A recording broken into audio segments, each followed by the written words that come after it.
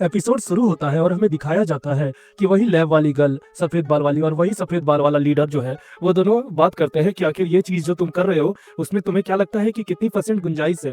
तब वो सफेद बाल वाला बंदा बताता है कि मैं ये जो कर रहा हूँ उस काम को अच्छा अंजाम देने के लिए कर रहा हूँ। उम्मीद है कि जो हम काम करने वाले हैं उसका फल हमें जरूर मिलेगा। और सीन शिफ्ट होने के बाद हमें साल 1999 AD का बारे में दिखाया जाता है। एक हम टापू देखते हैं, एक आइलैंड देखते हैं। वहां पर हम देखते हैं कि उस आइलैंड का नाम कामिकुरा आइलैंड है। तभी हम देखते हैं कि जो लड़का है वो बोलता है कि आज मैं इस जगह पर सुपर हीरो बन के सबको हरा दूंगा और इस दुनिया को अपना बना लूंगा। हमें पता चलता है कि वही चश्मे वाला इंसान रहता है, यानी कि वही लीडर रहता है। तभी उस पर एक पत्थर से हमला होता है और लुढ़क के नीचे आ जाता है।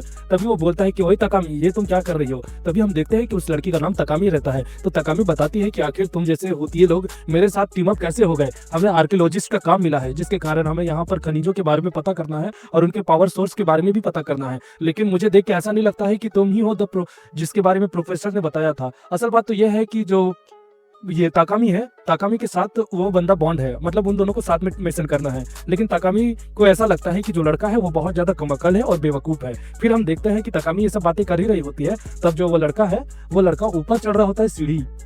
तब हम देखते हैं कि वो लड़की उसे बोलती है, ओए मिनाका कहाँ जा रहे हो। तभी हमें पता चलता है कि वो चश्मे वाले लड़के का नाम मिनाका है। तभी जो मिनाका है वो बताता है कि ओए ताकामी इधर देखो मुझे क्या मिला। और वो लोग एक बड़े से स्पेसशिप को ढूंढ लेते हैं जो कि काफी ज्यादा खंडहर बन चुका होता है। वो लोग उस शिप के अंदर जाते हैं और वहां पर उसे अजीब सा एक क्रीचर देखने को मिलता है जो कि इंसानों की तरह ही दिख रहा होता है।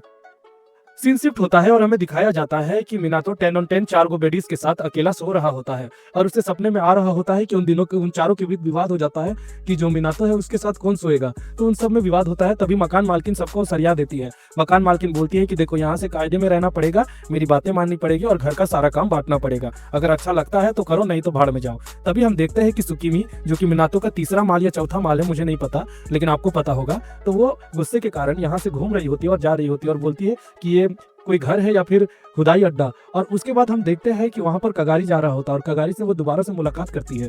कगारी को उन सब की बातों को सुनकर काफी हंसी आती है। तभी जो सुकीनी है उसका ध्यान कगारी पे जाता है और वो मन मन में बोलती है कि इसे तो कहीं तो देखा है लेकिन याद नहीं है कहाँ देखा है। और कगारी भी अपने काम से काम रखता है। तभी हम देखते हैं कि एक जगह पर एक लाल कार रहती है और उसके अंदर हमें दिखाया जाता है एक सफेद बाल वाली लड़की। सबसे पहले मुझे ये बताओ कि इस एनिमे में कितने लोग सफेद बाल वाले हैं। मैं भी परेशान हो गया, तुम भी परेशान हो गए। एक तो साला ये कगारी, इसके भी बाल सफेद है। उसके बाद ये सी कौन है पता नहीं, जो लड़का या लड़की उसके भी बाल सफेद है। और वो जो रिसर्चर, मतलब सब बूढ़े हो गए क्या। अच्छा जोक सपाट बंद करो, हाथ जोड़ के मैं मोदी साहब से गुजारिश करता हूँ। एपिसोड की ओर आगे बढ़ते हैं। तब हम देखते हैं कि वो जा रही होती है और बोलती है कि मुझे लगता है उम्मू इधर ही होगी और मुझे लगता है कि वो किसी को ढूंढ रही होती है। तभी हम देखते हैं कि कुसानो और जो मिनातो का माल मुसीबी है वो दोनों पेड़ों को और पौधों को पानी दे रहे होते हैं। तभी हम देखते हैं कि मुसीबी से गलती से पानी उस सफेद बाल वाली लड़की पे चला जाता है। तो जो मुसीबी है वो बोलती है, अरे कारा सुबह ये तुम हो क्या।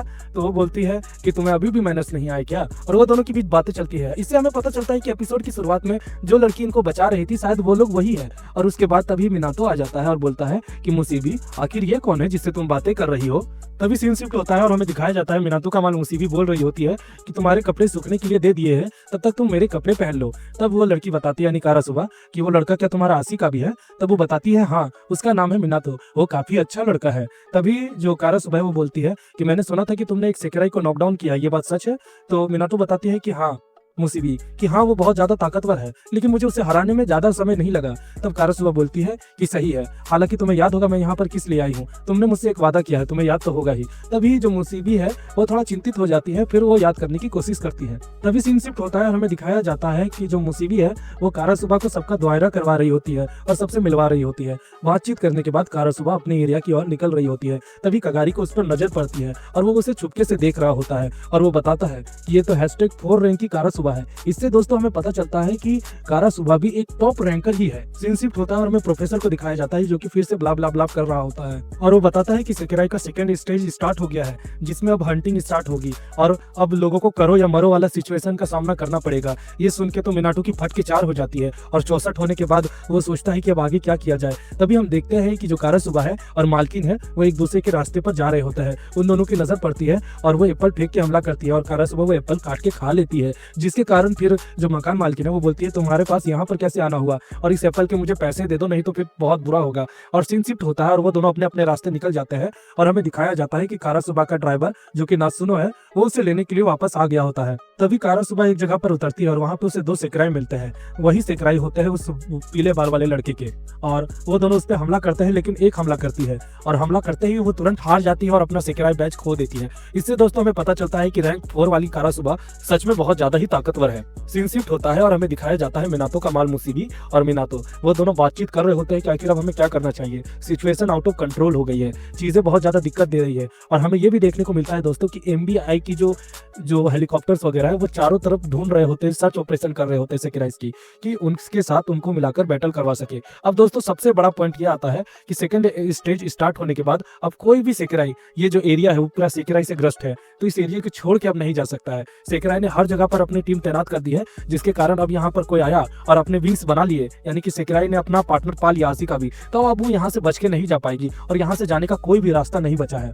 तभी हम देखते हैं कि जो मिनातो का माल मुसीबी है और वो कारासुबा, वो दोनों बातचीत करते हैं और हमें इसके बारे में पता चलता है कि कारासुबा ने मुसीबी से प्रॉमिस किया था कि तुम्हें एक दिन इतना ताकतवर बनना है कि तुम इस जगह को तोड़ सको और सारे सेकेराइज को फ्री करवा सको, जितना तुम करवा सकती हो।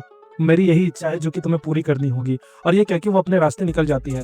फिर जो मिनातो और मुसीबी है वो दोनों बातचीत करते और बोलते हैं कि हमें कोई भी हालात में इसे पाना पड़ेगा। मेरी प्यार की ताकत इतनी ज्यादा तेज है कि हम इसके आगे कुछ नहीं कर सकते, लेकिन हाँ हम इतना कह सकते हैं कि हम पूरी कोशिश करेंगे ताकि हम सेकेराई बैरियर को तोड़ सके और इस जगह से सबको फ्रीडम दिलवा सके। हालांकि हमें पता नहीं है कि आगे क्या होगा, लेकिन हम उसके लिए तैयार रहेंगे और हमेशा के लिए ही तैयार रहेंगे। तभी हम सीन शिफ्ट होते हुए देखते हैं और बताते हैं कि कगारी जो है वो सुकिमी से मिलता है और उसके बाद वो बताता है कि तुम्हें पता चला सेकेंड स्टेज स्टार्ट हो गया है। सुकिमी बोलती है कि मुझे नहीं पता इसके बारे में। तब जो ये कगारी है वो सबको बताता है कि क्या क्या चीजें चल रही है। तब सुकिमी बोलती है कि चिंता मत करो, मैं इसके लिए तैयार हूँ और मैं इसके लिए पूरी कोशिश करूंगी कि मैं मरूं ना और हमेशा मिनातो को जितवाऊं। और उसके बाद हम देखते हैं कि जो कगारी है उसे ये भी बात पता चलती है कि जो अभी एमबीआई है वो सारे सेकेराइज को ट्रेस कर रही है ताकि उनके पास कोई भी सेकेराइज छूट ना जाए, और जिनके विंग्स नहीं है उनको विंग्स दिलवाने के लिए फोर्सफुल इमिग्रेशन कर रही है, जिसके कारण कोई भी सेकेराई है वो अपने आशिकाबी को पाले और बैटल की ओर प्रस्थान करे। तभी हम देखते हैं कि मिनातो की छोटी बहन युकारी जो है वो अपने आशिकाबी के साथ चल रही होती है, लेकिन उसने अपने आशिकाबी को कपड़े पहना दिए होते हैं लड़की के, जिसके कारण वो पहचान में ही नहीं आता है। तभी हम देखते हैं वो पीले बाल वाला लड़का जो कि बोलता है कि अरे सिट मैन, ये सेकेराई मुझे चाहिए था, लेकिन अब चलो अब क्या कर सकते हैं, वो सेकेराई किसी और का हो गया तो अब मेरे पास कोई ऑप्शन नहीं है। हालांकि मुझे ऐसा लगता है कि अभी तक उन्होंने किस नहीं किया है। इससे हमें पता चलता है पीले बाल वाला जो बंदा है वो कुछ बड़ा प्लान कर रहा होता है। तभी हम देखते हैं मिनातो का माल मुसीबी और सुकिमी दोनों एक दूसरे से लड़ाई कर रहे होते हैं मिनातो के चक्कर में। तभी जो मिनातो है वो बाहर रहता है। मकान मालकिन कहती है कि चिंता मत करो, सब नॉर्मल है। हालांकि अभी हमें पता नहीं कि आगे क्या करना है, लेकिन उम्मीद है हम इसका कोई हल निकाल लेंगे। और उसके बाद सीन शिफ्ट होता है और हमें दिखाया जाता है कि दो सेकेराई एक दूसरे से लड़ रहे होते हैं। हम देखते हैं कि जो सफेद कपड़े वाली सेकेराई है वो काफी ज्यादा पावर वाली रहती है और वो दूसरे सेकेराई को ओवर पावर करके उसका बैज ले लेती है। तभी हम देखते हैं दोबारा से ठीक मॉमी को। बंद करो, हाथ जोड़ के मैं मोदी साहब से गुजारिश करता हूँ। जो कि एक जगह पे बैठ के शराब पी रही होती है और ठीक मम्मी बताती है कि मुझे पता नहीं क्यों ऐसा लग रहा है कि हवा का बहाव इस बार विपरीत दिशा में बह रहा है। और दोस्तों इसी के साथ ये एपिसोड खत्म होता है।